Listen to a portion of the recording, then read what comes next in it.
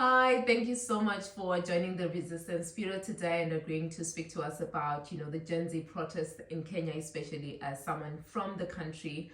We're very, very excited to have you. Thank you, Mantata, for having me. My name is Mwangi. I'm from Kenya. I'm studying at the Geography Department, Geography and the Environment Department here at Oxford, taking a one-year master's by the name Nature, Society, Environmental Governance. And it's lovely to be here. Thank you so much for hosting me.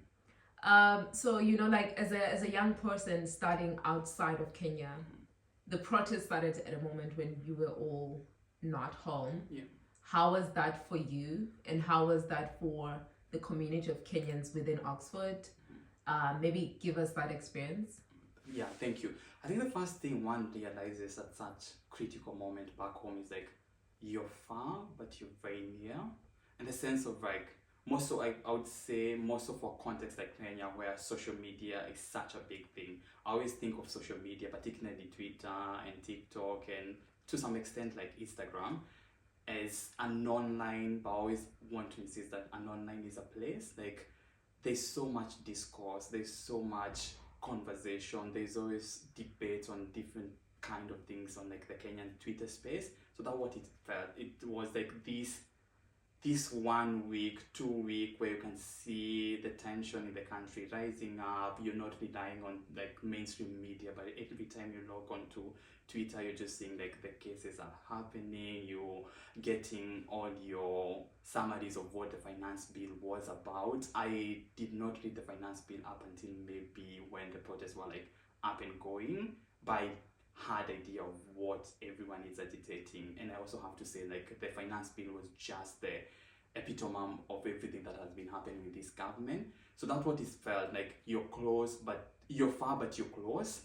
And I think that resonates with most people here in Oxford. So I will have a chat with like we have an active Kenyan community fortunately here at Oxford, and the WhatsApp group was like, yeah, this is happening. These people are saying this. There's protest. Should we do a protest at London, which ended up happening, but organized by a different group of people who work in like mostly in London.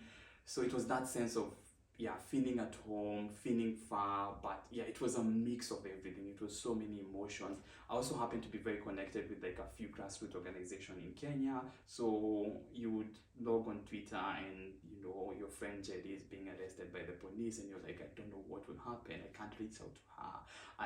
You're like, can I connect other friends? But you also know they're going through that moment of trying to find her, or trying to do other things. They also part like because this was a movement for everyone. This was like the whole generation beyond even Gen Z going to the street. So there was confusion, there was inspiration, there was much more. There was a lot to deal with, but yeah.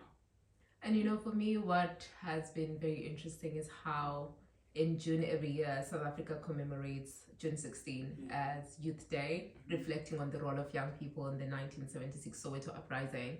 So every time I look at what's happening in Kenya, I'm like, it's very interesting that it happens right within that month. And it's almost like it's a reminder of the place of young people. And I think young people in Kenya have really challenged us. You've inspired us in a big way. And it's felt like whatever's happening to you is happening to us as well. But I think it's that feeling again of not being able to do more than just being online and pushing the conversations. Yeah. So as you're looking at what's happening now, the response of the government and everything, do you think enough has been given or committed by the government, or not enough has been done? And in respect to that, what is the forward-looking mindset that you're carrying as young people that have been making those demands to the government? I would say first, thank you so much for connecting like the whole like the biggest struggle with other countries like in Southern African area. About the government, if you watch our president, we all know that he's always lying. We have a big saying on like Ruto lies, and every time Ruto lies, like was popular during the protest. And I think in his last speech or like interview, beside the Twitter space that he held the other day, there was a speech or like a round table with journalists on Sunday, which we happened to watch together as Kenyans because we were holding a vigil at Uni Park. Like a few Kenyans from Oxford, we just did candles for the names we had. We had like 20 names by then. His sense is like he's very disconnected from what is happening. He thinks it was about the finance bill, which apparently he withdrew, but we don't know what that process means for most of us. It was like the lawyer says he can't do that. Only the speaker of the parliament can do that. So it's a bit of a confusing state to see politicians just do what they think they can do to, please the society or please the multitude. So not much has been done. The withdrawal of the finance bill definitely is not the solution to what is happening in Kenya. There's also that aspect of people died, but he's yet to recognize that police brutality and how the police in Kenya is structured and how it reacts to protests is part of the bigger conversation people have been questioning for years. We've had protests against the police. We had end femicide protests in January, which I happened to attend. So there's, as I said, the finance bill was just like the riding horse for this movement, but there are so many things. It's about unemployment, it's about corruption, it's about the politicians and how they're always like showing off money and be wearing expensive watches and everything. So it's much more, and much more can be done and should be done by the government. That's why I think the trending now hashtag on Twitter, which I mean is about, is like Ruto must go, Ruto must resign. So definitely not much.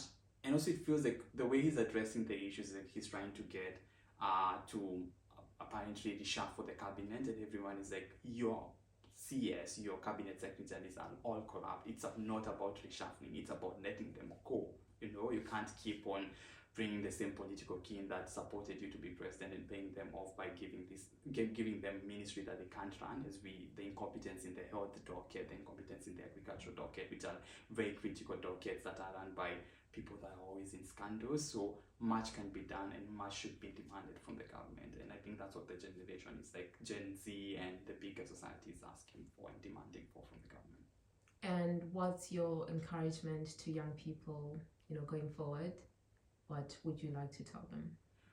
First thing, to appreciate what they have done so far, like people back home, the Gen Z, but also the other generation that showed up to the street. They've inspired many, as you say, they inspired like even South African youth, and I'm sure youths even outside the continent. So yeah, that's my first point. The other thing, I think going to the streets is not enough. There is much to learn, and I'm so happy that a lot is happening in terms of civic education. We have seen people translate bills that are complex into like local languages. So my big inspiration would be, let's keep doing what one can do. And I think we saw the importance of this, where a few people could not manage to go to the street, but there were the people organizing things on Twitter. They're the people who are organizing the donation. I think we had like people contribute 14 million in 4 hours or something like that. Everyone was coming with what they can bring to the table, and it was not a centralized movement. It was a very decentralized movement, which was only possible because everyone brought their skill, everyone brought what they could. So I think, but what I would say, I think let's keep doing what we're doing. Like, if you're outside, do what you can do here. If you're in the rural areas where protests were not as rampant as, like, for example, in Nairobi, do what you can do with educating the society there and educating the rural folks. So let's keep doing what one can do with whatever skills they have. Thank you so much for your time, and just for reminding us that we have power, because I think what's happening in Kenya is a reminder of people power. And I think it's, with all the sadness around it, it's also beautiful to see people stand up and show their agency. So thank you so much for giving us the time. Thank you so much for having me.